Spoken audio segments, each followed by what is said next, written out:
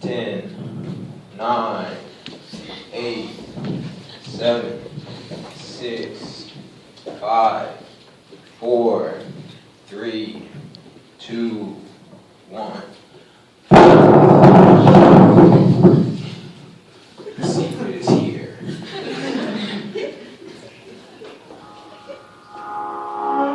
Victoria's Secret, we strive to help and save and protect forgotten, mistreated, and abandoned rockets. With your donation, we can save dozens of rockets.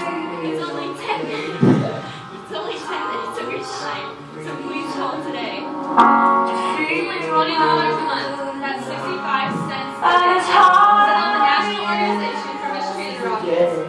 That's 10 minutes of your time, 65 cents a day. You can find that in your couch cushion. When you call, you get a picture of your mistreated rocket. So call today, and you will be able to see the progress of your poor rockets. We hope that one day, your rocket, with your donations, will look as good as our bombshell rocket. What have you done for your poor, mistreated, and abandoned rockets today? You want to know, do you? Well, I'm angry about a lot of things. I'm angry because I put too much starch in my kilt, and now I can't wear it without scraping my knees on the starchy topping color. I'm angry because my sheep think it's a lie. The buttons are loud together into one huge rolling homo that my father means and thinking that they're one modern super sheep. I'm angry because Rilla cows think it's a lie. Just tell them, oh, dude, I love you, I truly do, you're so special to me. What if I run for my boyfriend would be together? Eh? If I'm waiting for your boyfriend would be together, that's like saying, if you would sleep with a teddy bear, I would back into the teddy bear, it's ludicrous, I said. Finally, and most of all, I am angry because ever since I was a little boy, ever since I was just got out of my mother's womb, I said I wanted to build a rocket. I wanted to build something so victorious that it would stand above all other puny rockets that you see. I wanted to become victorious, and I wanted to make something that had an impact in society. So I present you Victoria's Secret, turning up the heat with our new bombshell rocket.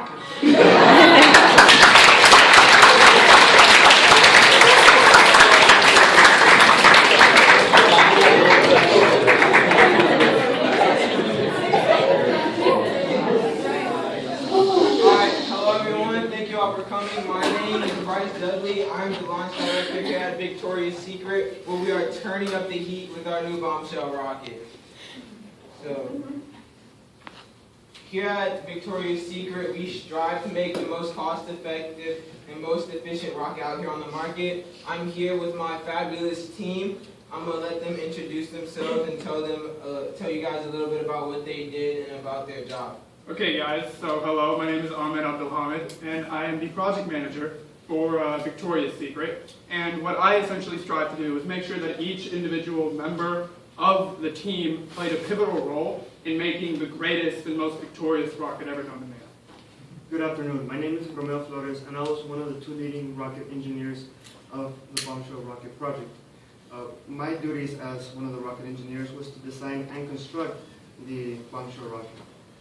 Hi, my name is Megan Edelbarger. I was also an engineer, and I focused on making sure our rockets stayed within the 300 to 500 range. Hi, I'm Devin Yates. I was the presentation director. I was in charge of making the PowerPoint and designing the logo for our company. I'm Emily Bell, and I was the budget director. And I made sure we stayed in our budget and made sure they did not want to buy more than they could. So here's the total cost of everything we bought. And when our total came out for just the rocket was $1,217,500.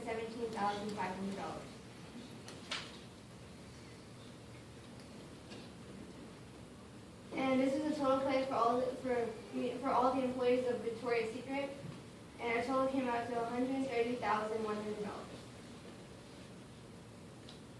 And the total for our whole project, rocket and salaries, came out to $1,347,600. Alright, so our efficiency was $10,551.21 per meter, and while this may seem high, the rocket was more expensive due to its unique design of two tube sizes, and we use many different types of engineering, such as mechanical, chemical, and aerospace, and Aerospace and mechanical went together with the design of the rocket to determine the center of pressure and the center of gravity. And they also went into designing the fin shape and the cone shape and the unique design of the two different tube sizes. And then the chemical was used to decide what materials we wanted to use and what motor we wanted to use to decide how hard we wanted to launch.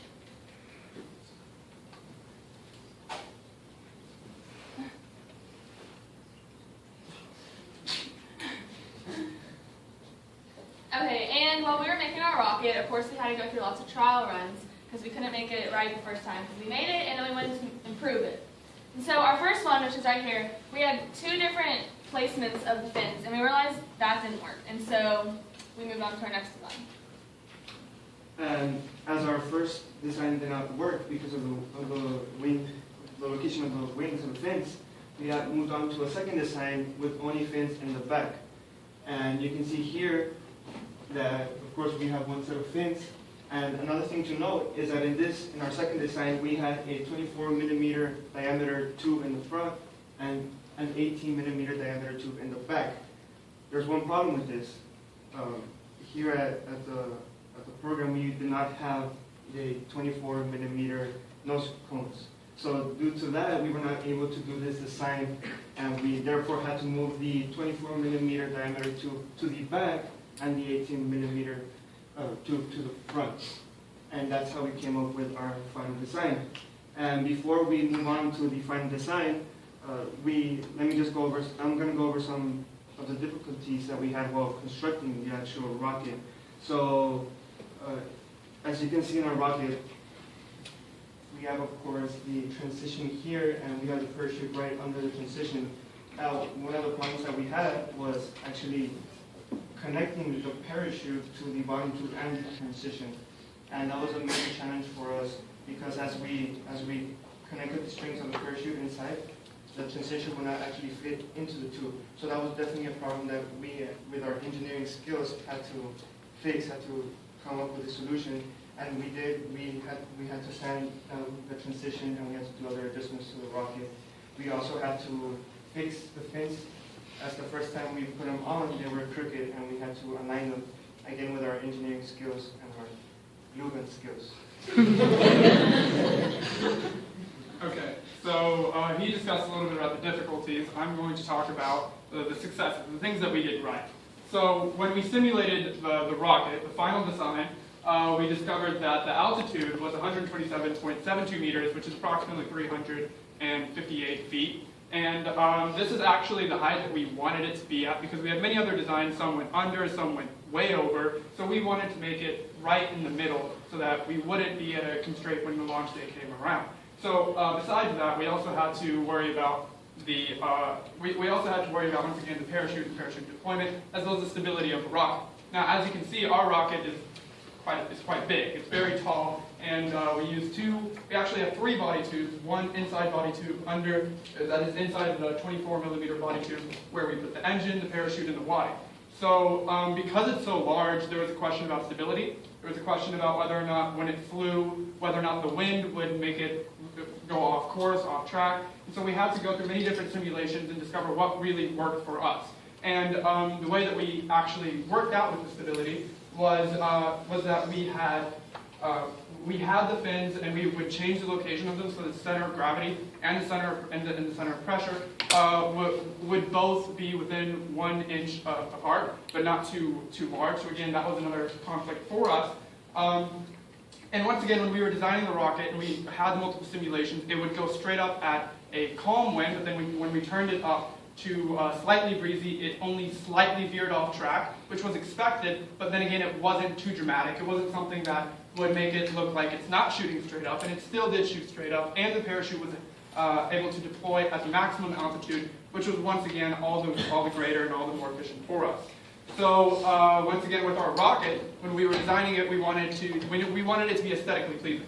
And so, as you can see, the creativity of the rocket, of the design, and of the name itself was really what I think made our group stand out. And so when we did this, we wanted to make it aesthetically pleasing to everyone, and it takes a real man to have a pink rocket. Thank you.